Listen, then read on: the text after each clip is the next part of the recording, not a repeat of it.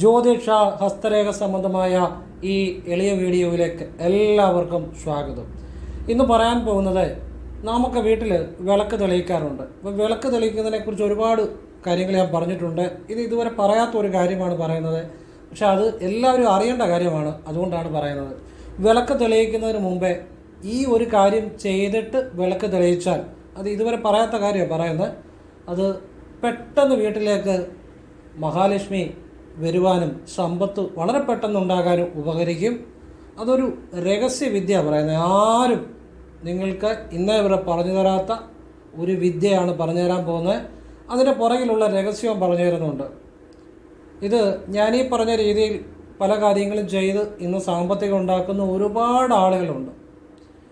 പണം സൂക്ഷിക്കുന്നത് തന്നെയാണേലും പ്രത്യേക രീതിയിൽ സൂക്ഷിക്കണം. ശാസ്ത്രഗതിയുടെ കാര്യം, മന്ത്രത്തിൻ്റെ കാര്യം ഒക്കെ പറഞ്ഞ് കാശുണ്ടാക്കുന്നവർ ഒരുപാടുണ്ട്. അവരുടെയൊക്കെ അനുഭവങ്ങൾ പലപ്പോഴും ഞാൻ വീഡിയോ പറഞ്ഞിട്ടുണ്ട്. കൃത്യമാണ്, ശരിയായിട്ട് മനസ്സിലാക്കി ചെയ്താൽ എല്ലാവർക്കും ചെയ്യാവുന്ന കാര്യമാണ്. ലളിതമായ കാര്യമാണ്. ജലം കൊണ്ടുള്ള കാര്യമാണ്. ജലം കൊണ്ടുള്ള ഒരു കാര്യമാണ്. വിളക്ക് തെളിയിക്കുന്നതിന് മുമ്പ് ചെയ്യേണ്ടതാണ്. അതെന്തുകൊണ്ട് ചെയ്യണം, എങ്ങനെ ചെയ്യണം, അതിൻ്റെ രഹസ്യം എന്താണ്, each and every aspect, everything ക്ലിയറായിട്ടാണ് പറഞ്ഞു തരുന്നത്. ഇത് നിങ്ങൾ മനസ്സിലാക്കിയാൽ അന്ന് മുതൽ ശരിയായിട്ട് ചെയ്താൽ നിങ്ങളുടെ വീട്ടിൽ മാറ്റങ്ങൾ ഉണ്ടാകാൻ തുടങ്ങും. ദിവസവും ചെയ്യണം. അതിനെക്കുറിച്ച് വിശദമായിട്ട് പറയുന്നുണ്ട്. പിന്നെ ഇപ്പോൾ സ്കൂളൊക്കെ തുറക്കുകയാണ്. അപ്പം കുട്ടികൾക്ക് എന്തൊക്കെ ചെയ്യാം, കുട്ടികൾ ചെയ്യേണ്ട കാര്യങ്ങൾ, അത് വാട്സപ്പിൽ ചില ആളുകൾ ചോദിച്ചതിൻ്റെ അടിസ്ഥാനത്തിലാണ് പറഞ്ഞു തരുന്നത്. കുട്ടികളുടെ ഉയർച്ചയ്ക്ക് വേണ്ടി അവർ ചെയ്യേണ്ട കാര്യം, അവർ വിളിക്കേണ്ട ദേവത, അവർ ചൊല്ലേണ്ട മന്ത്രം, അവർ ഏതൊക്കെ ദിവസം ക്ഷേത്രങ്ങളിൽ പോകണം, എന്തൊക്കെ ചെയ്യണം, എനിക്കത് കൃത്യമായിട്ട് പറഞ്ഞു തരാൻ സാധിക്കും. നമുക്ക് സാധിക്കുന്ന ചില കാര്യങ്ങളുണ്ട്, അത് നമ്മൾ വ്യക്തമായിട്ട് പറഞ്ഞു തരും. അപ്പോൾ കുട്ടികളുടെ ഭാവിക്ക് വേണ്ടി കൃത്യമായിട്ട് പറഞ്ഞു തരാൻ പറ്റും. ആ ചില കാര്യങ്ങളാണ് അത് കഴിഞ്ഞ് പറയുന്നുണ്ട്. പിന്നെ കറുത്തവാവ് കഴിഞ്ഞുള്ള ഏകാദശിയും വെളുത്തവാവ് കഴിഞ്ഞുള്ള ഏകാദശിയും ഒരു മാസം 2 ഏകാദശിയുണ്ട്. അതിൻ്റെ പ്രത്യേകത എന്താണ്, അതും ഒരാൾ ചോദിച്ചപ്പം അദ്ദേഹത്തിനോട് പറഞ്ഞു കൊടുത്തപ്പം നിങ്ങൾക്കെല്ലാം കൂടെ അത് പറഞ്ഞു തരാമെന്ന് വിചാരിച്ചു. ഇത്രയും കാര്യങ്ങളാണ് പറയാൻ ഉദ്ദേശിക്കുന്നത്. സമയത്തിൻ്റെ പരിമിതി മൂലം ഈ പറയാൻ പറ്റാവുന്ന അത്ര ഞാനായാലും പറഞ്ഞു തരും. ഏതായാലും വിളക്ക് കത്തിക്കുന്ന മുഴുവനായിട്ട് പറയും. അത് കഴിഞ്ഞ് സമയമുണ്ടെങ്കിൽ ഈ പറഞ്ഞ 2 കാര്യങ്ങളൂടെ പ്രതിപാദിക്കുന്നതാണ്. ഇതൊന്നും മിസ് ചെയ്യരുത്. ഇതെങ്ങും വേറെ എങ്ങും കിട്ടത്തില്ല. നിങ്ങൾ എവിടെ വേണേലും കയറി നോക്കിക്കൂ. ഞാനീ പറയുന്ന സംഭവങ്ങൾ ഒരിടത്തും കിട്ടത്തില്ല. ഇതൊക്കെ ശൈവ സിദ്ധ മാർഗങ്ങളാണ്. ഇതിനപ്പുറത്തൊരു കാര്യമില്ല. അതുകൊണ്ട് നിങ്ങൾ കിട്ടുന്ന അവസരം പ്രയോജനപ്പെടുത്തുക. ശിവപാദങ്ങൾ സ്മരിച്ചുകൊണ്ട് ഞാൻ പറഞ്ഞു തരികയാണ്. നേരിട്ട് കൺസൾട്ടിങ് ഇല്ല, വാട്സപ്പ് വഴിയേ കൺസൾട്ടിങ് ഉള്ളൂ. അത് വാട്സപ്പിലുള്ള വർക്കുകളാണെങ്കിലും കുറച്ച് വർക്കുകൾ എടുക്കുന്നുള്ളൂ. അത് വിശദമായിട്ട് ചെയ്യുന്നതാണ് എൻ്റെ ഒരു രീതി. അപ്പോൾ അത് ചെയ്യേണ്ട ഒരു വാട്സപ്പ് ഇടുക. ഹസ്തരേഖ, സംഖ്യാജ്യോതിഷം, ഗ്രഹനില, ഇതാണ് ഞാൻ വിശകലനം ചെയ്യുന്നത്. ഒരാളുടെ ഭാഗ്യനിറം, ഭാഗ്യസംഖ്യ, വിളിക്കേണ്ട ദേവത, ചെയ്യേണ്ട വഴിപാടുകൾ, ചെയ്യേണ്ട ദിവസങ്ങൾ, ചെയ്യേണ്ട സമയം, മന്ത്രങ്ങൾ, ജപിക്കേണ്ട മന്ത്രങ്ങൾ, അതിൻ്റെ പുറകിലെ രഹസ്യങ്ങൾ, മന്ത്രങ്ങളുടെ ക്രമം, ശരനൂൽ വിദ്യ, എവരിത്തിങ് ഒരാൾക്ക് വേണ്ട കാര്യങ്ങൾ, അങ്ങനെയാണ് ഞാൻ പറഞ്ഞു കൊടുക്കുന്നത്. അപ്പോൾ അത് പറഞ്ഞതേ ഉള്ളൂ. നേരിട്ട് വന്നാലും നോക്കാൻ സാധിക്കത്തില്ല. അത് മറ്റൊന്നും കൊണ്ടല്ല, വാട്സപ്പിലെ വർക്ക് തന്നെ സമയത്തിന് കൊടുക്കാൻ പറ്റുന്നില്ല, അതുകൊണ്ടാണ്. പിന്നെ ഫോൺ വിളിച്ചാലും കിട്ടത്തില്ല, മിക്കവാറും വർക്കിൽ തന്നെ ആയിരിക്കും. ഇതെല്ലാ വീഡിയോയിലും പറയുന്നതിൻ്റെ കാര്യം, പുതിയതായിട്ട് കാണുന്ന ആരെങ്കിലുമൊക്കെ ഉണ്ടായിരിക്കും, അവർ വിളിച്ച് കഴിഞ്ഞാൽ കിട്ടത്തില്ല. അപ്പോൾ അവർ വിചാരിക്കും ഇതെന്താ കിട്ടാത്തത്. അപ്പോൾ അതിന് ഉള്ള ആ കാര്യം പറയുന്നതേ ഉള്ളൂ. അപ്പം ഇങ്ങനെയാണ് നിങ്ങൾ ചെയ്യണമെന്നുണ്ട്, വാട്സപ്പ് ഇടുക, ഫ്രീ ആകുമ്പോൾ ഞാൻ റിപ്ലൈ തരും. അങ്ങനെ ഒരു ഓപ്ഷൻ ഞാൻ വെച്ചിട്ടുണ്ട്. അത് നിങ്ങൾ ചെയ്യണമെന്നുണ്ടെങ്കിൽ. പിന്നെ എല്ലാവരുടെയും വർക്ക് ചെയ്യാൻ പറ്റത്തില്ല, കാരണം ദിവസം എത്രയോ മെസ്സേജുകളാണ് വരുന്നത്. എല്ലാവരും മെസ്സേജ് പോലും നോക്കാൻ പറ്റത്തില്ല. കുറച്ച് ചെയ്യും, പറ്റുന്ന രീതിയിൽ ചെയ്യും, അത്രയേ ഉള്ളൂ. കൃത്യം കാര്യമാണ് പറഞ്ഞത്. ഇനി വിഷയത്തിലേക്ക് വരിക. സാഹചര്യം മനസ്സിലാക്കാൻ വേണ്ടി പറഞ്ഞതേ ഉള്ളൂ. ഇനി വിഷയത്തിലേക്ക് വരികയാണ്. ശിവഭഗവാൻ എല്ലാവരെയും അനുഗ്രഹിക്കട്ടെ എന്ന് ഞാൻ പ്രാർത്ഥിക്കുന്നു. ശിവോഹം. ഓം കൃഷ്ണായ നമഃ. നാമൊക്കെ വീട്ടിൽ രാവിലെ വിളക്ക് കത്തിക്കാറുണ്ട്, വൈകിട്ടും വിളക്ക് കത്തിക്കും. ഇനിയും കത്തിക്കത്തില്ലെങ്കിൽ 2 നേരം കത്തിക്കണം. 2 നേരം ചെയ്യുമ്പോഴാണത് ഫലമുണ്ടാകുന്നത്. നമ്മൾ ചെയ്യേണ്ട ഒരു രീതിയിൽ ഒരു കാര്യം ചെയ്യുമ്പോഴാണ് ഫലമുണ്ടാകുന്നത്. ഇപ്പോൾ രാവിലെയും വൈകിട്ടും വിളക്ക് കത്തിക്കുമ്പോഴാണ് പെട്ടെന്ന് ജീവിതത്തിൽ ഒരു മാറ്റം വരുന്നത്. ഇനി വിളക്ക് കത്തിക്കുമ്പോഴതിന് തൊട്ട് മുമ്പേ ഞാനീ പറയുന്ന കാര്യം, നിങ്ങൾ കയ്യിൽ അല്പം ജലമെടുക്കുക. ജലമെടുത്തിട്ട് നിങ്ങൾ കിഴക്കോട്ട് തിരിഞ്ഞു നിന്നു സർവമംഗളമംഗല്യേ ശിവേ സർവാർത്ഥ സാധികേ ശരണ്യേ ത്രയംബകേ ഗൗരി നാരായണീ നമസ്തുതേ. ഇത് ഒരു തവണ മതി ജപിച്ച് നിങ്ങളുടെ വലത് കൈയിലേക്ക് ആക്കണം ജലം. ഇതിനോട് വിളക്ക് കത്തിക്കുന്നിടത്ത് ഒക്കെ ഒന്ന് തളിക്കുക. ഇതിൻ്റെ മുഴുവൻ കേട്ടിട്ടേ ചെയ്യാവുള്ളൂ, തീർന്നില്ല. അത് കഴിഞ്ഞ് വീണ്ടും കയ്യിൽ അല്പം ജലമെടുക്കുക. ജലമെടുത്തിട്ട് നിങ്ങളുടെ ഇടത് കൈയിലേക്കാക്കണം. ആക്കിയിട്ട് സർവമംഗളമംഗല്യേ ശിവേ സർവാർത്ഥ സാധികേ ശരണ്യേ ത്രയംബകേ ഗൗരി നാരായണീ നമസ്തുതേ. ഇത്രയും ജപിച്ചാൽ മതി, കൂടുതലൊന്നും വേണ്ട. ജപിച്ചിട്ട് വിളക്ക് കത്തിക്കുന്നിടത്തോട്ട് ഭയഭക്തി ബഹുമാനത്തോടു കൂടി ആ അമ്മയോടുള്ള ബഹുമാനത്തോടു കൂടി തളിക്കുക ഇടത്ത് കൈ കൊണ്ട്. രണ്ടാമത് അവിടെയാണ് കാര്യങ്ങൾ കിടക്കുന്നത്, അവിടെയാണ് രഹസ്യമിരിക്കുന്നത്, അവിടെയാണ് നിങ്ങൾക്ക് മാറ്റം വരാൻ പോകുന്നത്.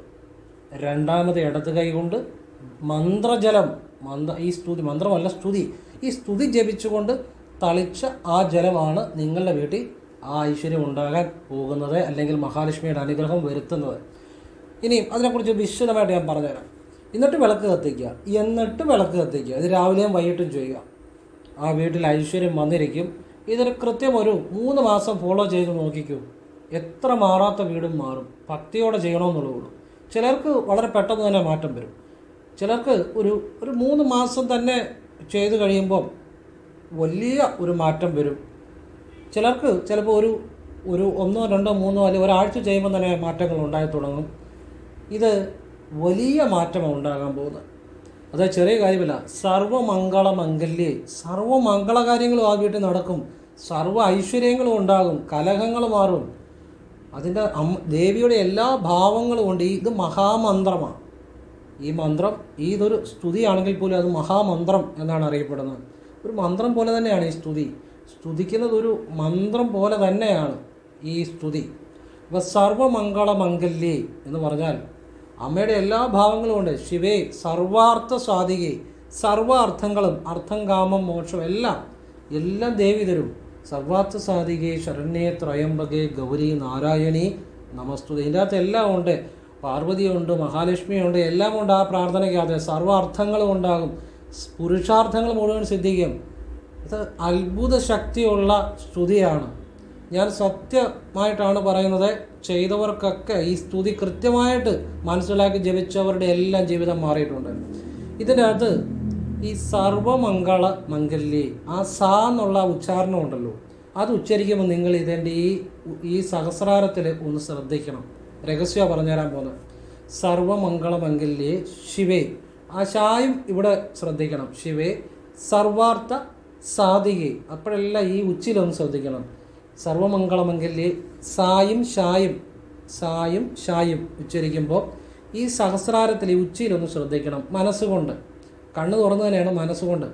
അപ്പോഴാ ആ ഈശ്വരീയമായ അനുഭൂതി നിങ്ങളിലേക്ക് വരും. ശരിക്കും ആ പ്രപഞ്ചത്തിൽ നിന്ന് ആ ശക്തി, ആ ദേവതയുടെ അനുഗ്രഹം നിങ്ങളിലേക്ക് വരും. അപ്പോൾ സർവമംഗളമംഗല്യേ ശിവേ സർവാർത്ഥ സാധികേ ശരണ്യേ ത്രയംബകേ ഗൗരി നാരായണീ നമോസ്തുതേ. ഇത് ആദ്യം നമ്മൾ ഈ വലത് കൈയിൽ വെള്ളം പിടിച്ച് കിഴക്കോട്ട് തിരിഞ്ഞ് നിന്നിട്ട് ജപിച്ചിട്ട് വിളക്ക് കത്തിക്കുന്നിടത്ത് തളിക്കുന്നു. ആദ്യം വലത് കൈയിൽ പിടിച്ചിട്ട്, പിന്നെ ഇടത് കൈയിൽ വെള്ളം പിടിച്ച് ഈ സ്തുതി ജപിച്ച് ഒരു തവണ ജപിച്ച് ശേഷം നമ്മൾ ഇടത് കൈ കൊണ്ട് വിളക്ക് കത്തിക്കുന്നിടത്തേക്ക് തളിക്കുന്നു.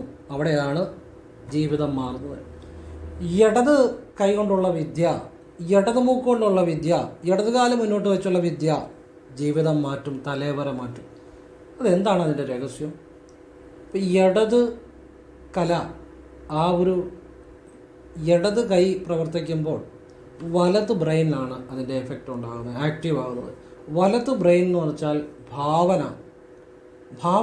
ഭാവനയും അങ്ങനെയുള്ള കാര്യങ്ങളെല്ലാം വലത് ബ്രെയിൻ കൊണ്ടാണ്.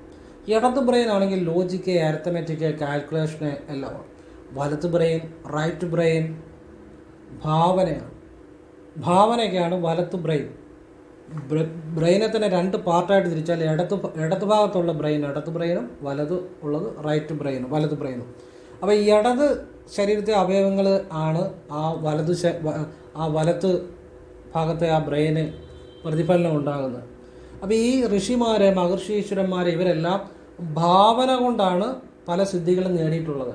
അതുകൊണ്ട് തന്നെയാണ് ഐൻസ്റ്റീനെ പോലെയുള്ള ആ ഒരു സയൻറ്റിസ്റ്റുകൾ പറഞ്ഞത് ഭാവനയാണ് ഭാവന വളരെ ശ്രേഷ്ഠമാണ്, ഭാവനയ്ക്ക് വളരെ പ്രാധാന്യമുണ്ടെന്ന് പറയാൻ കാര്യം. അപ്പോൾ ഈ ഋഷീശ്വരന്മാരെയൊക്കെ അവർ ഭാവന, ആ സങ്കല്പം കൊണ്ടാണ് അവർ പലതും നേടിയെടുത്തിരിക്കുന്നത്.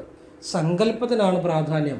ഇപ്പം ക്രിയായോഗയാണെങ്കിൽ പോലും ഗുരു ശിഷ്യന് കൊടുക്കുമ്പോൾ അത് ചക്രാസിലൊരു സങ്കല്പമുണ്ട്. ആ സങ്കല്പത്തിൽ ആ വിദ്യ ചെയ്യുമ്പോഴേ ഫലം ഉണ്ടാകത്തുള്ളൂ.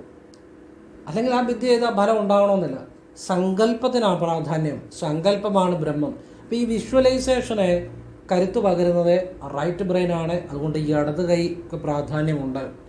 അതുകൊണ്ട് തന്നെയാണ് ഞാനീ പറയുന്ന ഇടത് മൂക്കിലുള്ള വിദ്യകളും ഒക്കെ ഇടതുകാല് വെച്ച് ചില പെട്ടെന്ന് കാര്യങ്ങൾ സാധിക്കേണ്ടടുത്ത് ഇടതുകാല് വെച്ച് കയറുക എന്നൊക്കെ പറയുന്നതിൻ്റെ രഹസ്യം അതുതന്നെയാണ്, അല്ലാതെ വേറൊന്നുമല്ല. അപ്പോൾ ഇത് ഒരു പരമമായ രഹസ്യമാണ്. ഇടത് കൈ കൊണ്ട് നമ്മൾ ആദ്യം വലത് കൈ കൊണ്ട് തളിക്കണം, പിന്നെ ഇടത് കൈ കൊണ്ട് മന്ത്രം ജപിച്ച സ്തുതി ജപിച്ച ദേവിയുടെ സ്തുതി ജപിച്ച ജലം തളിക്കുന്നു. എന്നിട്ടും അവിടെ വിളക്ക് കത്തിക്കുക, ദിവസേന ചെയ്യുക. ആ വീട്ടിൽ മഹാലക്ഷ്മി വസിക്കും. കാരണം ദേവി തന്നെ സമ്പത്തിൻ്റെ രൂപത്തിൽ, അറിവിൻ്റെ രൂപത്തിൽ എല്ലാം, ദേവിയുടെ എല്ലാ പല ഭാവങ്ങളുണ്ടല്ലോ, പാർവതിയും ലക്ഷ്മിയും സരസ്വതിയും, ദേവിയുടെ എല്ലാ ഭാവങ്ങളും അവിടെ ഉണ്ടായിരിക്കും, അനുഗ്രഹം അവിടെ ഉണ്ടായിരിക്കും. മഹാലക്ഷ്മി ആ വീട്ടിലെ സർവ്വ ഐശ്വര്യങ്ങളും നൽകും, സമ്പത്ത് നൽകും, എല്ലാം നൽകും. ആ വീട്ടിലെ എല്ലാ ബുദ്ധിമുട്ടുകളും മാറാൻ തുടങ്ങും. 1 രൂപ ചിലവില്ലാതെ, ഒറ്റ രൂപ ചിലവില്ലാതെ ചെയ്യാവുന്ന കാര്യമായിരുന്നു. ആർക്കും ചെയ്യാം. ചെയ്യുന്നവർക്ക്, ശരിയായിട്ട് ചെയ്യുന്നവർക്ക് ആ വീട്ടിൽ ഫലം ഉണ്ടാകും. ഒരു 3 മാസം കഴിയുമ്പോഴത്തേന് ആ വീട്ടിലെ ആ രീതിയേ മാറും, ആ വീടിൻ്റെ ആ ലെവലേ മാറും. അവിടെ സംഭവിക്കുന്ന കാര്യങ്ങൾ, മഹത്തായ കാര്യങ്ങൾ, മഹത്തായ ഐശ്വര്യം, ആ വീട്ടിൽ വസിക്കുന്നവരെല്ലാം രക്ഷപ്പെടും. ഇത് ഇങ്ങനെ ചെയ്യുക. ഈ മന്ത്രജലത്തിന് വളരെ പ്രാധാന്യമുണ്ട്, ഈ ജലം കൊണ്ടുള്ള വിദ്യകൾക്ക്. ഇപ്പോൾ നമ്മൾ കുളിച്ചീറനോടെ തല തോർത്ത് അത് കുളിമുറ ചെയ്തുകൊണ്ട് ഭദ്രകാളിക്ക് ചില പ്രാർത്ഥനകളുണ്ട്. അത് ഞാൻ ചെയ്ത ഒരുപാട് കാര്യങ്ങൾ ഒരുപാട് ആളുകൾ നേടിയെടുത്തിട്ടുണ്ട്. അപ്പോൾ ആ ഈറനോടെയുള്ള പ്രാർത്ഥനയ്ക്ക് ചില രഹസ്യങ്ങളുണ്ട്. അതുപോലെ നമ്മൾ ക്ഷേത്രത്തിലാണെങ്കിലും ചൈതന്യവർദ്ധനവിനും മന്ത്രജലം കൊണ്ടാണ് ആ വിഗ്രഹത്തിൽ കലശാഭിഷേകം ചെയ്തത്. അപ്പോഴാ ചൈതന്യവർദ്ധനം ഉണ്ടാവും. ഈ മന്ത്രം ജപിച്ച ജലത്തിന് ഒരുപാട് പ്രാധാന്യമുണ്ട്. അപ്പോൾ ഈ ജലം മന്ത്രം ജപിച്ചുകൊണ്ട് ഒരു രഹസ്യവിദ്യയാണ്. നമ്മളത് വലത്ത് കൈ കൊണ്ട് ചെയ്ത ശേഷം ഇടത് കൈ കൊണ്ടുകൂടെ ചെയ്യുകയാണ്. അതുപോലെ തന്നെ ഈ സർവമംഗളമംഗല്യം ജപിക്കുമ്പോൾ സായും ഷീയും ജപിക്കുമ്പോൾ നമ്മൾ ഇവിടെ ശ്രദ്ധിക്കുന്നു സഹസ്രാരത്തിൽ. ഈ സായ്ക്ക് ഈ നമ്മുടെ ആ സഹസ്രാരത്തിൽ നിന്നൊരു പ്രത്യേക വൈബ്രേഷൻ ഉണ്ടാക്കാനുള്ള ശക്തിയുണ്ട്. ഒരു ശക്തിയുള്ളൊരു അക്ഷരമാണ് ഈ സഹസ്രാരത്തിൽ ഒരു വൈബ്രേഷൻ ഉണ്ടാക്കാൻ പറ്റും. അതുപോലെ തന്നെയാണ് ഷീക്കുമുണ്ട്. ആ നമശിവായ ജപിക്കുന്നതിൽ ഒരു രഹസ്യം അത് അറിഞ്ഞ് നമശിവായ ജപിക്കുന്നവൻ്റെ സഹസ്രാരം ഭേദിച്ച് ആ ഈശ്വര ചൈതന്യം ഉള്ളിലേക്ക് വരാൻ അത് ഉപകരിക്കും. നമശിവായിലെ ഷീയുടെ ശക്തി അറിയുന്നവനാണ് യഥാർത്ഥ യോഗി. ഷീ എന്ന് വെച്ചാൽ ശിവനിലെ ശക്തിയാണ്. ഞാൻ വലിയ സൂക്ഷ്മ രഹസ്യത്തിലേക്കാണ് പോകുന്നത്, സിമ്പിളായിട്ട് പറഞ്ഞങ്ങ് പോവുകയാണ്. നമശിവായയിലെ ഷീ എന്നാണ് അതിൻ്റെ രഹസ്യം. നമശിവായയിലെ ഷീയുടെ ശക്തി അറിഞ്ഞ് ജപിക്കുന്നവന് ശിവൻ വശമാകും. നമശിവായയിലെ ഷീ എന്ന് പറഞ്ഞാൽ ശക്തിയാണ്, ശിവനിലെ ശക്തിയാണ്. അത്ര അറിഞ്ഞാൽ മതി, അത് കൂടുതൽ അങ്ങോട്ട് പോകണ്ട. കാരണം ഇത് തന്നെ വളരെ കൂടുതലാണ് പറഞ്ഞു വരുന്നത്. അപ്പോൾ ഞാനീ പറഞ്ഞത് നമശിവായുടെ കാര്യമല്ല, സർവമംഗളമംഗല്യയിലെ ഷീയും സായും ഇത് രണ്ടും ഈ ഉച്ചി ശ്രദ്ധിച്ചുകൊണ്ട് ജപിക്കണം, കണ്ണു തുറന്ന്. അപ്പോഴൊരു വൈബ്രേഷൻ അല്ലെങ്കിൽ ഒരു അനുഭൂതി ഉണ്ടാകും. അപ്പോഴാണ് നിങ്ങളിലേക്ക് ശരിയായിട്ടുള്ളൊരു ഊർജ്ജപ്രവാഹം, നിങ്ങൾക്കൊരു അനുഭൂതി. നമ്മളൊരു കാര്യം ചെയ്യുന്നത് കൊണ്ട് നമുക്കൊരു അനുഭൂതി ഉണ്ടാകുമ്പോഴാണ് അത് നമ്മളിൽ വർക്കൗട്ടായി തുടങ്ങുന്നത്. മനസ്സിലായല്ലോ? നമ്മൾ ചെയ്യുന്ന ഒരു കാര്യം നമ്മളിലൊരു എഫക്റ്റ് ഉണ്ടാക്കുമ്പോഴാണ് അത് വർക്കൗട്ടായി തുടങ്ങുന്നത്. അല്ലാതെ ചെയ്യുന്നതല്ല, യാന്ത്രികമാണ്. അപ്പോൾ ഇത് ഒരിക്കലും ആരും ഒരിടത്ത് നിങ്ങൾക്ക് പറഞ്ഞു തരത്തില്ല. ഇന്ന് ഞാൻ വീഡിയോ ഇട്ട് ഡേറ്റ് ഉണ്ട്, ഇത് ആരെങ്കിലും പറയാമെന്നറിയത്തില്ല, ഇതുവരെ ആരും പറഞ്ഞിട്ടില്ല. അത്ര സംഭവമാണ്. അപ്പം ഇത് ഏറ്റവും വലിയ രഹസ്യമായി പറഞ്ഞു തരുന്നത്, ഏറ്റവും വലിയ വിദ്യയായി പറഞ്ഞു തരുന്നത്. ഞാൻ പറഞ്ഞിട്ടുണ്ട്, നിങ്ങളെ പൈസ വലത് കൈ കൊണ്ട് നിങ്ങൾ മേടിച്ചു, എന്നിട്ട് ഇടത് കൈയിൽ പിടിച്ചു ഓം കൃഷ്ണായ നമഃ ജപിച്ച് ഭഗവാനോട് നന്ദി പറഞ്ഞ് പേഴ്സ് വെച്ച് നോക്കുക, ആ പൈസ അവിടെ ഇരിക്കും, വർദ്ധിച്ചു വരും. ചില രഹസ്യങ്ങളുണ്ട്, അങ്ങനെയൊക്കെ ഒരുപാട് ആളുകൾ ചെയ്യുന്നുണ്ട്. അവർക്കൊക്കെ അതിൻ്റെ ഗുണങ്ങളുമുണ്ട്. ധനം വർദ്ധിച്ചു വരും. അത് ഞാൻ നേരത്തെ പറഞ്ഞ കാര്യമാണ്, ഇന്ന് പറയുന്ന ആ കാര്യമല്ല. ഞാൻ രഹസ്യവിദ്യയുടെ ഇടത് കൈകൊണ്ടുള്ള ഒരു വിദ്യയുടെ ഒരു ഇത് പറഞ്ഞുകൊണ്ട് ഇപ്പോൾ സൂചിപ്പിച്ചതേ ഉള്ളൂ. അപ്പോൾ ഇത് നിങ്ങളുടെ ജീവിതത്തിൽ മാറ്റം വരുത്തും, ശരിയായിട്ട് മനസ്സിലാക്കി ചെയ്യുന്നവർ. പിന്നെ വിളക്ക് 5 തിരി തന്നെ ഇട്ട് കത്തിക്കണം. അത് ഏറ്റവും കൂടുതൽ ഉയർച്ചയ്ക്ക് അതാണ് നല്ലത്. അതുപോലെ തന്നെ വിളക്ക് നിങ്ങളിപ്പോൾ എല്ലാ ദിവസവും, ചിലർ എല്ലാ ദിവസവും നെയ്യ് ഒഴിച്ച് കത്തിക്കുന്നവരുണ്ട്. വ്യാഴാഴ്ച മാത്രം നെയ്യ് ഒഴിച്ച് കത്തിച്ചാലും മതി, ബാക്കിയുള്ള ദിവസങ്ങൾ എള്ളെണ്ണ ഉപയോഗിച്ചാലും മതി. ഇനി എല്ലാ ദിവസങ്ങളും എള്ളെണ്ണ ഉപയോഗിക്കുന്നതുകൊണ്ടും കുഴപ്പമൊന്നുമില്ല, നല്ലതാണ്. മനസ്സിലാവുന്നുണ്ടോ? വിളക്ക് 5 തിരിയിട്ട് തന്നെ കത്തിക്കണം. വിളക്കിൻ്റെ 5 തിരിയെ നോക്കി വേണം പ്രാർത്ഥിക്കാൻ.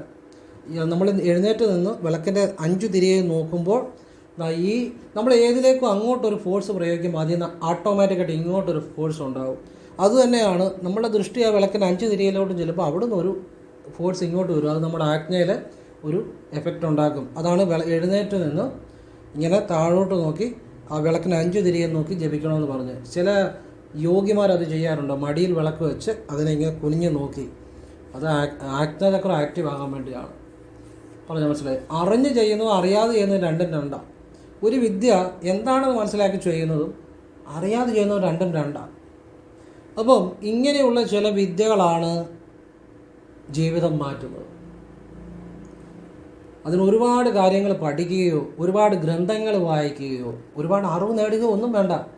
നിങ്ങൾക്ക് വേണ്ടത് എന്താണോ അത് ചെയ്യാൻ അതിന് വേണ്ട അറിവ് വേണം, അത്രയും മതി. പിന്നെ നന്നായിട്ട് ചെയ്യുക.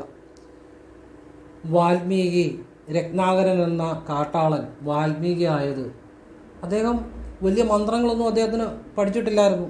അദ്ദേഹം ഒരു കാട്ടാളനായിരുന്നു. ഒരുപാട് പാപങ്ങൾ ചെയ്ത ആളാണ്. അദ്ദേഹത്തിന് ഉപനിഷത്തുകൾ അറിയത്തില്ല, വേദങ്ങൾ അറിയത്തില്ല, മന്ത്രങ്ങൾ അറിയത്തില്ല. ഒരു കാട്ടാളൻ. കാട്ടിൽ അദ്ദേഹം ആളുകളെ പിടിച്ചും അവരുടെ കയ്യിലുള്ള കാര്യങ്ങളൊക്കെ പിടിച്ചു വാങ്ങി അങ്ങനെ അതുകൊണ്ട് ഉപജീവനം കഴിക്കുന്ന ഒരു കാട്ടാളനായിരുന്നു രത്നാകരൻ എന്ന കാട്ടാളൻ. അദ്ദേഹത്തിന് ഒന്നും അറിയത്തില്ലായിരുന്നു. ഒരു മന്ത്രവും അറിയത്തില്ല, ഒരു ഉപനിഷത്തും അറിയത്തില്ല, ഒരു ജ്ഞാനമില്ല, ഒരുപാട് ഗ്രന്ഥങ്ങളൊന്നും അറിയത്തില്ല. അദ്ദേഹത്തിന് ആകെ കൂടി ആ സപ്തർഷിമാർ പറഞ്ഞു കൊടുത്ത രാമ എന്നുള്ള മന്ത്രമാണ്. അത് രാമാന്ന് പോലും ജപിക്കാൻ ഒരു ആമര ഈമരം ജപിക്കാൻ പറഞ്ഞു കൊടുത്തു എന്നുള്ളതൊക്കെയാണ് ആ കഥയെക്കുറിച്ച് പല രീതിയിലുള്ള വ്യാഖ്യാനങ്ങളുണ്ട്. അപ്പോൾ ആമര ഈമരം എന്ന് പറഞ്ഞാൽ തന്നെ രാമാന്നാകും. അങ്ങനെ ജപിച്ചെന്നാണ് പറയുന്ന ഒരു പറയപ്പെടുന്നുമുണ്ട്. പിന്നെ രാമാന്ന് പറഞ്ഞു പല വ്യാഖ്യാനങ്ങളുണ്ട്. എന്തായാലും രാമമന്ത്രം പുള്ളി ജപിച്ചു. അത് മാത്രമേ അറിയത്തുള്ളൂ. അതിന് രാമമന്ത്രം അത് സപ്തർഷികൾ പറഞ്ഞു കൊടുത്തതാണ്. അവരിൽ വിശ്വാസം ഉണ്ടായിരുന്നു. പിന്നെ ജപിക്കേണ്ട ഒരു മന്ത്രം അറിയായിരുന്നു, രാമ. അതിലൂടെയാണ് വാൽമീകി ആ രത്നാകരൻ എന്ന കാട്ടാളൻ മഹാസിദ്ധനായ വാൽമീകിയായി തീർന്നത്. ഒറ്റ കാര്യം ശരിയായിട്ട് ചെയ്തേ ഉള്ളൂ.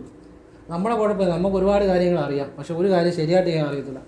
ഇന്ന് രത്നാകരൻ എന്ന കാട്ടാളനെ ഒറ്റ കാര്യം അറിയത്തുള്ളൂ, അത് ഭംഗിയായിട്ട് ചെയ്തു. അതുകൊണ്ട് അദ്ദേഹം വാൽമീകിയായി, മഹർഷിയായി. അത്രയേ ഉള്ളൂ.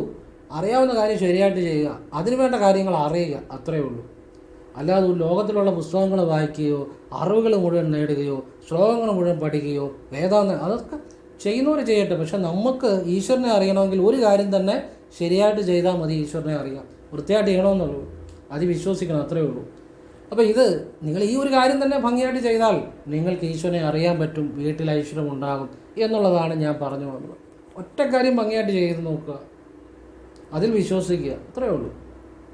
സ്കൂളൊക്കെ തുറക്കിയതാണ്. അപ്പം കുട്ടികൾക്ക് വേണ്ടി എന്തെല്ലാം കാര്യങ്ങൾ ചെയ്യുക, അത് ചിലർ എന്നെ വാട്സപ്പിൽ ചോദിച്ചതിൻ്റെ അടിസ്ഥാനത്തിലാണ് പറഞ്ഞിരുന്നത്. എല്ലാവർക്കും കൂടെ പ്രയോജനപ്പെടട്ടെ എന്ന് കരുതിയാണ് പറയുന്നത്. കാരണം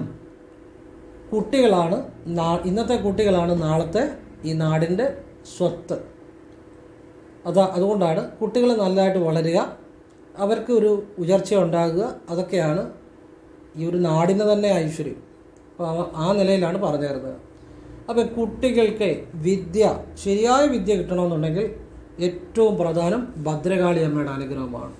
ജ്ഞാനം അത് ഭദ്രകാളി അമ്മയാണ്. ശരിയായ ജ്ഞാനം, അന്തർജ്ഞാനം, ശരിയായ ജ്ഞാനം ഭദ്രകാളി അമ്മയാണ്. അത് ഇപ്പം യോഗ അല്ലെങ്കിൽ ശിവവിദ്യ ഒക്കെ ചെയ്യുന്നവരാണേലും ഭദ്രകാളിയമ്മയെ വിളിച്ചു പ്രീതിപ്പെടുത്തിയ ശേഷമാണ് പല വിദ്യകളും അല്ലെങ്കിൽ പല കാര്യങ്ങളും ചെയ്യുന്നത്. ആ ദേവിയാണ് ആദ്യ പടി. ദേവിയിൽ നിന്നാണ് എല്ലാം തുടങ്ങുന്നത്. ദേവിയുടെ അനുഗ്രഹമില്ലാതെ ഒരു അല്പസമയം പോലും ധ്യാനത്തിൽ ശരിയായിട്ട് ലയിച്ചിരിക്കാൻ പോലും സാധിക്കത്തില്ല. ഭദ്രകാളിയമ്മയുടെ അനുഗ്രഹം വേണം. ഭദ്രകാളിയമ്മയാണ് ജ്ഞാനത്തിൻ്റെ ഉറവിടം. അപ്പോൾ എന്ന് കരുതി നിങ്ങൾ ഒരുപാട് ശ്ലോകങ്ങളോ ഒന്നുമല്ല, ലളിതമായ കാര്യം ഞാൻ പറഞ്ഞുതരാം. കുട്ടികൾ രാവിലെ എഴുന്നേറ്റ് കുളി കഴിഞ്ഞ ഉടൻ സർവമംഗളമംഗല്യേ ശിവേ സർവാർത്ഥ സാധികേ ശരണ്യേ ത്രയംബകേ ഗൗരി നാരായണി നമസ്തുതേ. ഇത് 1 മിനിറ്റ് അല്ലെ 3 തവണയെങ്കിലും രാവിലെ കിഴക്കോട്ട് തിരിഞ്ഞെന്ന് ജപിക്കണം. വൈകിട്ട് കയ്യും കാലും മുഖം കഴിയുന്ന പടിഞ്ഞാട്ട് തിരിഞ്ഞെന്ന് ജപിക്കണം. അങ്ങനെ നിത്യേന ചെയ്തു പോയാൽ ആ കുട്ടികൾക്ക് ഭദ്രകാളിയമ്മ ജ്ഞാനം കൊടുക്കും, ധൈര്യം കൊടുക്കും, സമ്പത്ത് കൊടുക്കും, നേർവഴി കാട്ടിക്കൊടുക്കും, എല്ലാ ഐശ്വര്യവും കൊടുക്കും. ഇത് ദിവസേന ചെയ്യണം, ഒരു ചിട്ടയായിട്ട്. ഉഴപ്പരുത്. ഭദ്രകാളിയമ്മയെ വിളിച്ചാൽ അങ്ങനെ വിളിക്കണം. അപ്പോൾ ഇത് രാവിലെ വൈകിട്ട് ചെയ്യുക, ഒന്നാമത്തെ കാര്യം. രണ്ടാമത്തെ കാര്യം, കൃഷ്ണൻ്റെ ചില കാര്യങ്ങളുണ്ട്. കുട്ടികൾ നാളത്തെ ഭാവിയുടെ വാഗ്ദാനങ്ങളാണ്. ഇപ്പോൾ ഒരു കുട്ടി വളർന്നു വന്നാൽ അല്ലെ ഒരു കുട്ടി വളർന്നു വരുമ്പം ആ കുട്ടിയെ കൊണ്ട് നാടിന് പ്രയോജനപ്പെടണം, ആ കുട്ടിയെ കൊണ്ട് വീടിന് പ്രയോജനപ്പെടണം, അവന് തന്നെ പ്രയോജനപ്പെടണം, അവൻ്റെ മാതാപിതാക്കൾ പ്രയോജനപ്പെടണം. ഇതെല്ലാം ആ മക്കളെ കൊണ്ട് സാധിക്കണം. അങ്ങനെ സാധിക്കുന്ന മക്കളാണ് യഥാർത്ഥത്തിലുള്ള മക്കൾ. ഇപ്പം ഒരു കുട്ടി വളർന്നു വരുന്ന അവൻ പഠിച്ചു, വിദ്യാഭ്യാസം, ജോലി നേടുക, അത് മാത്രമല്ല ലക്ഷ്യം. അവന് സമ്പത്തുണ്ടാകുക, അത് മാത്രമല്ല ലക്ഷ്യം.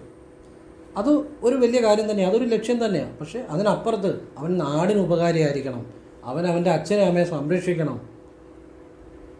അങ്ങനെയുള്ള കാര്യം വരുമ്പോഴാണ് ആ കുട്ടി യഥാർത്ഥത്തിൽ ആ കുട്ടിയെ കൊണ്ട് ആ പ്രയോജനം ഉണ്ടാകുന്നത്. അപ്പോൾ അങ്ങനെ ഒരു നല്ല ചിന്ത, നല്ല മൂല്യങ്ങൾ ഉണ്ടാകണമെന്നുണ്ടെങ്കിൽ ഭഗവാൻ കൃഷ്ണൻ്റെയും കൂടെ ഒരു അനുഗ്രഹം ഉണ്ടാകണം. അതിന് ഇടതുമൂക്കിനുള്ളിൽ ശ്രദ്ധിച്ച്, ശ്വാസത്തെ ശ്രദ്ധിച്ച്, ശ്വാസം എടുക്കുകയും മുടിയുകയും സാധാരണ പോലെ ചെയ്യാം. കണ്ണു തുറന്ന് ഓം ക്ലീം കൃഷ്ണായ ഗോവിന്ദായ ഗോപീജനവല്ലഭായ സ്വാഹ എന്ന് രാവിലെ ഒന്ന് വടക്കോട്ട് നോക്കിയെന്ന് മനസ്സിൽ ജപിക്കുക. ഭഗവാനെ, എനിക്ക് നല്ല അറിവ്, ജ്ഞാനം, ഭഗവാന്റെ അനുഗ്രഹം, സഹായം ജീവിതം മുഴുവൻ നൽകണമെന്ന് പ്രാർത്ഥിക്കുക. മനസ്സിൽ പ്രാർത്ഥിച്ചാൽ മതി. അത് തന്നെ കിഴക്കോട്ട് തിരിഞ്ഞെന്നും ചെയ്യുക. ഇത് രാവിലെ വൈകിട്ടും ചെയ്യുക. ആ കുട്ടികൾക്ക് ഭഗവാൻ എല്ലാ ഐശ്വര്യങ്ങളും കൊടുക്കും. കൃഷ്ണവിദ്യയാണ്, പരമമായ വിദ്യയാണ്. പിന്നെ വ്യാഴാഴ്ച കുട്ടികളെ കൊണ്ട് അടുത്തുള്ള കൃഷ്ണൻ്റെ ക്ഷേത്രത്തിൽ പോയി ഒരു നെയ്വിളക്ക് തെളിയിച്ച് ആ കുട്ടിയെ കൊണ്ട് പ്രാർത്ഥിച്ച് പഠിപ്പിക്കണം. എൻ്റെ ജീവിതത്തിൽ ഭഗവാന്റെ അനുഗ്രഹം ഉണ്ടാകണേ, എൻ്റെ ജീവിതത്തിലെ ഓരോ കാര്യങ്ങളിലേക്കും ഭഗവാൻ ഇറങ്ങി വരണമേ, ഭഗവാന്റെ സഹായം ഉണ്ടാകണേ, ഭഗവാനെ അവിടുന്ന് എന്നിൽ പ്രവർത്തിക്കണേ, എന്നെ സഹായിക്കണേ, എന്നെ നയിക്കണമേ, എന്നെ രക്ഷപ്പെടുത്തണേ, ഭഗവാനിൽ സർവ്വം സമർപ്പിക്കണം എന്ന് പറഞ്ഞ് പ്രാർത്ഥിക്കാൻ പഠിപ്പിക്കണം. അല്ല എനിക്ക് ലോൺ എടുക്കാനോ അല്ലെ എനിക്ക് വലിയ സമ്പത്ത് വേണമെന്നോ മറ്റുള്ളവരെക്കാട്ടി വലിയ ആളാകണമെന്നോ അതൊന്നും അല്ല പറയേണ്ടത്. ഭഗവാൻ എല്ലാം നൽകിക്കോളൂ. ഭഗവാനെ എന്നെ നയിക്കണമേ, എന്നെ രക്ഷപ്പെടുത്തണേ, എനിക്ക് നല്ല മനസ്സിന് നന്മകൾ നൽകണേ, എന്നെ ഭഗവാന്റെ സഹായം എന്നും ഉണ്ടാകണേ, അത് മതി. അത് പ്രാർത്ഥിച്ച് നെയ്വിളക്ക് കത്തിച്ച് വെക്കുക, കുട്ടിയുടെ കൈകൊണ്ട് തന്നെ. ഇത് കൂടെ ഒരാളോട് പോയി ചെയ്യിക്കണം. ഈ വ്യാഴാഴ്ചകൾ, സാധിക്കുന്ന വ്യാഴാഴ്ചകളൊക്കെ ആവർത്തിക്കുക. അതുപോലെ തന്നെ ശനിയാഴ്ച രാവിലെ 2 പഴുത്ത കദളിപ്പഴം സാധാരണ ഒരു അർച്ചനയ്ക്ക് രസീതെടുത്ത് ഇത് കദളിപ്പഴം കൂടെ വെച്ച് നല്ല വിദ്യ നൽകണേ എന്ന് പറഞ്ഞ് ഭഗവാൻ ശിവൻ്റെ നടയെ സമർപ്പിച്ചാൽ, അങ്ങനെ സമർപ്പിച്ചവരെല്ലാം രക്ഷപ്പെട്ടിട്ടുണ്ട്. അത് സാധിക്കുന്ന പോലെ ആവർത്തിക്കുക. ശനിയാഴ്ച വൈകുന്നപാട് ക്ഷേത്രത്തിൽ പോകണം കുട്ടികളെ കൊണ്ട്. ഒരു നെയ്വിളക്ക് കുട്ടികളുടെ കൈ കൊണ്ട് കത്തിച്ച് അവിടെ വെച്ച് പ്രാർത്ഥിപ്പിക്കുക. വലിയ മാറ്റം ഉണ്ടാകും ജീവിതത്തിൽ. ഇതൊക്കെ ആവർത്തിക്കണം. ആ കുട്ടി നല്ല വ്യക്തിത്വമുള്ള ആളായിട്ട് വരും, നല്ല ചിന്താഗതി ഉണ്ടാകും. ഇപ്പോൾ ഒരു കുട്ടി വളർന്ന് അവന് പൈസ ഉണ്ടായി അവൻ നല്ലതായിട്ട് ജീവിക്കുന്നെങ്കിലും അവൻ അച്ഛനെ അമ്മയെ നോക്കുന്നില്ല, അല്ലെങ്കിൽ അവൻ അവൻ്റേതായ രീതിയിൽ ജീവിക്കുന്നു എന്ന് പറഞ്ഞാൽ അത് അവന് ആ വിദ്യാഭ്യാസം ഉണ്ടായാലും അതിൻ്റെ അർത്ഥം അവന് ആ മൂല്യങ്ങളില്ല എന്നുള്ളതാണ്. എന്നെ ഇത്രയും വളർത്തി പഠിപ്പിച്ച് കഷ്ടപ്പെട്ട് അവരുടെ പല സുഖങ്ങൾ പോലും ഉപേക്ഷിച്ച് മക്കളെ വളർത്തിയ ആ അച്ഛനും അമ്മയും നോക്കണം എന്നുള്ളത് അവൻ്റെ ആ അച്ഛൻ്റെ അമ്മയുടെയും ഒരു ദയാദാക്ഷിണ്യമല്ല, അച്ഛൻ്റെ അമ്മയുടെ ഒരു അവകാശമാണ്. അവരുടെ അതൊരു അവരോട് അത് നിർബന്ധമായിട്ട് ഒരു മകൻ ചെയ്യേണ്ട അല്ലെങ്കിൽ മകൾ ചെയ്യേണ്ട കാര്യമാണ്. ഇപ്പം സാധാരണഗതിയിൽ നമ്മൾ കാണുന്ന ഒരു കാര്യം, ഇപ്പം കുട്ടിയെ വളർത്തി ആൺമക്കളാണെങ്കിൽ കല്യാണം കഴിച്ച് വിട്ടു കഴിഞ്ഞാൽ പിന്നെ ഈ അച്ഛനും അമ്മയായിട്ട് വലിയ ബന്ധങ്ങൾ വളരെ കുറവാണ്. പിന്നെ അവർ ഇപ്പോൾ കല്യാണം കഴിച്ചു ചെല്ലുന്നിടത്ത് അവിടെ ആയിരിക്കും കൂടുതൽ ബന്ധം. അത് വേണ്ടതല്ല പറഞ്ഞത്. അവിടുത്തെ അച്ഛനെയും അമ്മയും എല്ലാം സ്നേഹിക്കണം, ഭാര്യയൊക്കെ സ്നേഹിക്കണം. പക്ഷേ വളർത്തിയ അച്ഛനെയും അമ്മയും പലരും മറക്കുന്നത് ഞാൻ കണ്ടിട്ടുണ്ട്. അത് പാടില്ല. അതുപോലെ തന്നെ പെൺമക്കളാണെങ്കിലും കെട്ടിച്ച് വിട്ട് കഴിഞ്ഞാൽ ചിലർ ആ വീട്ടിലോട്ട് പോയി കഴിയുമ്പം പിന്നെ അവിടമായിട്ട് അങ്ങ് ഇണങ്ങി ചേർന്ന് പിന്നെ അച്ഛനും അമ്മയും ചിലർ അധികം ശ്രദ്ധിക്കാറില്ല. എല്ലാവരുമല്ല, ഈ രണ്ട് കാര്യങ്ങൾ പറഞ്ഞതും ചില ആളുകളേ ഉള്ളൂ, എല്ലാവരുമല്ല. പക്ഷേ ഇതൊക്കെ വരുന്നത് നമ്മൾ നമ്മുടെ കടമകൾ നിർവഹിക്കാതെ പോയി കഴിഞ്ഞാൽ ഈശ്വരൻ്റെ മുന്നിൽ ഇതൊക്കെ കാരണം നമ്മളെ വളർത്തി കഷ്ടപ്പെട്ടു അച്ഛനും അമ്മയും നമ്മൾ ഒരിക്കലും വേദനിപ്പിക്കരുത്. അവർ നമ്മളോട് എന്ത് ചെയ്യുന്നതെന്നല്ല, നമ്മൾ അവരോട് എന്ത് ചെയ്യുന്നു എന്നനുസരിച്ചാണ് നമ്മുടെ ഉള്ളിലെ ആ ഈശ്വരബോധം കൂടുതൽ വർക്കൗട്ട് ആകുന്നത്. അവർ ചെയ്യുന്നത് അവരുടെ ഭാഗം, നമ്മളെന്ത് ചെയ്യുന്നു അവരങ്ങനെ ചെയ്യുന്നതുകൊണ്ട് നമ്മളങ്ങനെ ചെയ്യണമെന്നൊന്നുമില്ല. അച്ഛനും അമ്മയും ഇനിയിപ്പോൾ നിങ്ങളോട് മോശമായിട്ട് ചെയ്തെങ്കിൽ പോലും അവരോട് നല്ല രീതിയിൽ പെരുമാറണം, അവർക്ക് നല്ല കാര്യങ്ങൾ ചെയ്യണം. അപ്പോൾ അതൊരു ആൺകുട്ടിയാണേലും പെൺകുട്ടിയാണേലും പിന്നെ അവർ ചെല്ലുന്നിടത്ത് അവരിപ്പം കല്യാണം കഴിച്ച് പെൺകുട്ടിയാണെങ്കിൽ ചെന്നിടത്ത് അച്ഛനും അമ്മയെ തീർച്ചയായിട്ടും അതുപോലെ തന്നെ സ്വന്തം അച്ഛനമ്മ പോലെ തന്നെ നോക്കണം. പക്ഷേ എന്ന് കരുതി സ്വന്തം അച്ഛനെ അമ്മയെ ഉപേക്ഷിക്കുകയും ചെയ്യരുത്. അത് ഒരു ആൺകുട്ടിയാണേലും കല്യാണം കഴിച്ചു കഴിയുമ്പം ആ ഭാര്യയുടെ അച്ഛനെ അമ്മയും സ്നേഹിക്കുകയും വേണം, സ്വന്തം അച്ഛനെ അമ്മയും പോലെ കാണുകയും വേണം. പക്ഷേ സ്വന്തം അച്ഛനെ അമ്മയെ ഉപേക്ഷിക്കരുത്. അപ്പോൾ ഇതൊക്കെ ഇങ്ങനെയുള്ള മൂല്യങ്ങളുണ്ട്. ആ മൂല്യങ്ങൾ കിട്ടണമെങ്കിൽ ദൈവാനുഗ്രഹം ഉണ്ടാകണം. അല്ലെങ്കിൽ ഈ വളർന്നു വരുന്ന ഇവരുടെ അവസാനം ഇങ്ങനെ തന്നെ ആയിരിക്കും. ഇവരെ നോക്കാനും ചിലപ്പോൾ ആരും കാണത്തില്ല. ഇപ്പോൾ ഉള്ളവരെ നോക്കാൻ പിന്നെ ആരെങ്കിലും കാണും. പക്ഷെ ഇവരൊക്കെ ഇങ്ങനെ പ്രവർത്തികളിലൂടെ വളർന്നു വന്നു കഴിഞ്ഞാൽ ഇവരെ നോക്കാൻ ഇവരുടെ മക്കളൊക്കെ കൊണ്ട് ഇവരെ എവിടെയൊക്കെ കൊണ്ടാക്കുമെന്ന് പറയാൻ പറ്റത്തില്ല. നമ്മൾ വിതയ്ക്കുന്നതേ നമുക്ക് കിട്ടത്തുള്ളൂ, വിതയ്ക്കുന്നതേ കൊയ്യത്തുള്ളൂ. വിതയ്ക്കാത്ത ഒരിക്കലും കൊയ്യത്തില്ല. എന്ത് ചെയ്യുന്നോ കർമ്മം അതിൻ്റെ റിട്ടേൺസ് വരും. അപ്പോൾ ഇതൊക്കെ ശരിയായൊരു ഒരു വിദ്യ കിട്ടുക എന്ന് പറഞ്ഞാൽ ജോലിക്ക് വേണ്ടി മാത്രമല്ല, ജോലിക്ക് വേണ്ടിയുള്ള വിദ്യയും വേണം, ധനം ഉണ്ടാക്കാനുള്ള വിദ്യയും വേണം. അതോടൊപ്പം നമ്മളുടെ കടമകൾ, ഉത്തരവാദിത്തങ്ങൾ ഇതൊക്കെ മനസ്സിലാക്കുമ്പോഴാണ് ശരിയായ വിദ്യ എന്ന് പറയുന്നത്. അത് ഈശ്വരാധീനം കൊണ്ട് കിട്ടണം. സമൂഹത്തെ സഹായിക്കാനുള്ളൊരു മനസ്സ്, ഇതെല്ലാം ദൈവാനുഗ്രഹം കൊണ്ട് കിട്ടേണ്ടതാണ്. അതുകൊണ്ട് തന്നെയാണ് ഭദ്രകാളിയമ്മയുടെ അനുഗ്രഹമുള്ള പല മഹത് വ്യക്തികളും അവരൊക്കെ സമൂഹത്തിന് ഉപകാരികളാണ്, വലിയ ജീനിയസുകളാണ്, കുടുംബത്തിന് ഉപകാരികളാണ്, ഒക്കെ ഒരു നല്ല രീതിയിൽ വരും. അമ്മ അങ്ങനെയുള്ളൊരു അന്തർജ്ഞാനം കൊടുക്കും. പിന്നെ ഭഗവാൻ കൃഷ്ണൻ്റെയും കൂടെ അനുഗ്രഹം ആകുമ്പോൾ നിങ്ങൾ ആരോടും അനീതി കാണിക്കത്തില്ല. ഭഗവാൻ ഒരു പരമമായ ആ കാരുണ്യത്തിൻ്റെ ഉറവിടമാണ്. ഭഗവാന് ഏതൊരു കാര്യത്തിനും പരിഹാരം കാണാനുള്ള കഴിവ് നിങ്ങൾക്ക് തരും. ഏതൊരു പ്രശ്നത്തിനും ഭഗവാൻ കൃഷ്ണനെ വിളിക്കുന്നുണ്ട്. അപ്പോൾ ഈ കുട്ടികൾ ഇത്തരം കാര്യങ്ങളൊക്കെ ചെയ്ത് മുന്നോട്ട് പോയാൽ അവരുടെ ജീവിതത്തിൽ എന്നും നന്മകൾ മാത്രമേ ഉണ്ടാകത്തുള്ളൂ. ഒരു മോശം കൂട്ടുകെട്ടുകളിലും പോകത്തില്ല. വേറൊരാൾക്ക് നിങ്ങളുടെ മനസ്സിനെ ഡ്രൈവ് ചെയ്യാൻ പറ്റത്തില്ല. അതായത് കൂട്ടുകാർ പോകുന്ന പുറകെ ഇപ്പം പലരും പല കാര്യം ചെയ്യുന്നത് അവർക്ക് വേണ്ടി പോലും അല്ല, എന്തിനു വേണ്ടി പോലും ഒന്നും അറിയത്തില്ല. കൂട്ടുകാർ പറയുന്നു ആ വഴി പോകും, അങ്ങനെയൊന്നും പോകത്തില്ല. സ്വന്തമായി ഇച്ഛാശക്തി ഉണ്ടാകും. ഭദ്രകാളിയമ്മയെ വിളിച്ചാൽ ജ്ഞാനശക്തി, ഇച്ഛാശക്തി, ക്രിയാശക്തി 3 ശക്തി ഉണ്ടാകും. ജ്ഞാനശക്തി തന്നെ വലിയ ആ യഥാർത്ഥ എന്ത് വേണം എന്ത് വേണ്ട ആ പരമമായ ജ്ഞാനം ഉണ്ടാകും. ഇച്ഛാശക്തി, വിൽ പവർ ഉണ്ടാകും. അവർ വരും പറയുന്ന വഴിയൊന്നും പോകത്തില്ല. സ്വന്തമായിട്ടറിയാം എന്ത് ചെയ്യണം എന്ത് ചെയ്യണ്ട. ക്രിയാശക്തി, പ്രവർത്തിക്കാനുള്ള കഴിവ്, ഇതൊക്കെ ഉണ്ടാകും. അതാണ് വേണ്ടത് ജീവിതത്തിൽ. അപ്പം അതിനാണ് ഞാൻ പറഞ്ഞ ഈ കാര്യങ്ങൾ. വെള്ളിയാഴ്ച നിർബന്ധമായും ഭദ്രകാളി ക്ഷേത്ര ദർശനം നടത്തണം. നമുക്കൊരു 10 രൂപയുടെ എണ്ണയെങ്കിലും സമർപ്പിച്ച് പ്രാർത്ഥിക്കണം. പിന്നെ നിങ്ങളെക്കൊണ്ട് പറ്റുന്ന വഴിപാടുണ്ടെങ്കിൽ ചെയ്യുക, അല്ലെങ്കിൽ ചെയ്യാതിരിക്കുക. അമ്മയ്ക്ക് ഒരു 10 രൂപയുടെ എണ്ണയെങ്കിലും സമർപ്പിച്ച് പ്രാർത്ഥിക്കുക. ഈ വെള്ളിയാഴ്ചകളിൽ കുട്ടികളെ ക്ഷേത്രത്തിൽ പോകാൻ പഠിപ്പിക്കണം. രാവിലെ പോയി തൊഴണം. ഈ രാവിലെ ചെയ്യേണ്ട കാര്യങ്ങൾ രാവിലെ ചെയ്യണം. വൈകിട്ട് ചെയ്യേണ്ടത് ഞാൻ എടുത്ത് പറയുന്നുണ്ട്. ശനിയാഴ്ച വൈകിട്ടും രാവിലെയും പോകണം, 2 നേരം പോകണം. ശനിയാഴ്ച വൈകിട്ട് തൊഴുന്നതിന് പ്രത്യേക പ്രാധാന്യമുണ്ട്. ഒരു നെയ്വിളക്ക് തെളിയിച്ച് പ്രാർത്ഥിച്ചാൽ ജീവിതത്തിൽ വലിയ മാറ്റം വരും വൈകിട്ട്. അതുപോലെ രാവിലെ പോയി പഠിക്കുന്ന കുട്ടികളാണ് നിങ്ങൾ ഒരു 2 കദളിപ്പഴവും ഒരു സാധാരണ അർച്ചനയും കൂടെ സമർപ്പിച്ചാൽ വിദ്യ നല്ലതായിട്ട് കിട്ടും. അങ്ങനെ വിദ്യ കിട്ടിയ ഒരുപാട് ആളുകളുണ്ട്. ഇതൊക്കെ കുട്ടികൾക്ക് വേണ്ടി പറഞ്ഞു തരുന്ന കാര്യമാണ്. കുട്ടികൾക്ക് വേണ്ടി പറഞ്ഞു തരിക എന്ന് പറഞ്ഞാൽ ഇത് മാതാപിതാക്കളും മനസ്സിലാക്കണം. കാരണം ഇതൊന്നും കുട്ടികൾ കേൾക്കുകയോ കുട്ടികൾ ചെയ്യുകയോ ചെയ്യാറില്ല. മാതാപിതാക്കളിലൂടെ വേണം ഈ അറിവ് കുട്ടികളിലേക്ക് എത്താൻ. അതുകൊണ്ട് ഇത് ആദ്യം കേൾക്കേണ്ടത് മാതാപിതാക്കളാണ്, പിന്നീടാണ് കുട്ടികൾ. പക്ഷേ കുട്ടികൾക്ക് വേണ്ടിയാണ് പറയുന്നത്. ഇതുകൊണ്ടുള്ള ഫലം, ഇങ്ങനെ ഒരു കുട്ടി വളർന്നു വന്നാൽ ആ കുട്ടിയെ കൊണ്ട് മാതാപിതാക്കൾക്കും പ്രയോജനം ഉണ്ടാകും.